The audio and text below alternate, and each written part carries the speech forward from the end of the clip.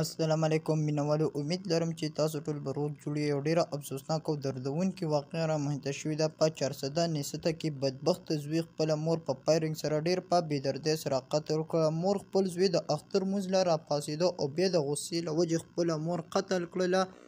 زوی دومره غټ ظلم په څه وجه باندې وکړه، په داسې کومه طریقه باندې خپله مور قتل کړله؟ راځئ مینوال موږ سره دا ویډیو اخره پورې وګورئ چې د پوره معلومات نه خبر شئ. که څوک په دې چینل کې نوي مهرباني وکړئ سټار کلیک در سره ضرور سبسکرایب کړئ او بره ټاله نشان ووهئ. نور هر یوه معلوماتي ویډیو به تاسو ته ډېره په اسانتیا سره میلاویږي.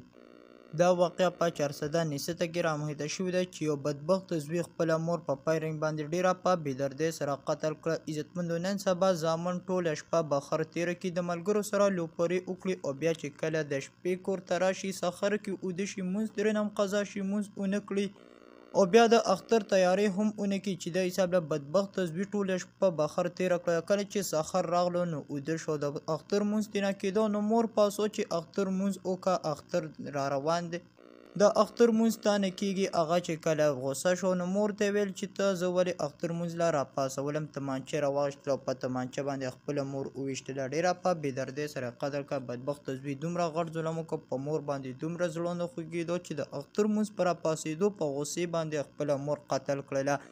الله تعالی دې داسې بدبخته زوی په دې دنیا کې هم غرق و تباه کړي او په هغه دنیا کې هم ډېر زیات غټ ظلم یې وکړو. مور له دې الله تعالی جنت الفردوس ورکړي. دا وه زموږ نننۍ ویډیو. نورې معلوماتي ویډیوګانو لپاره په دې چینل کې اوسئ. والسلام.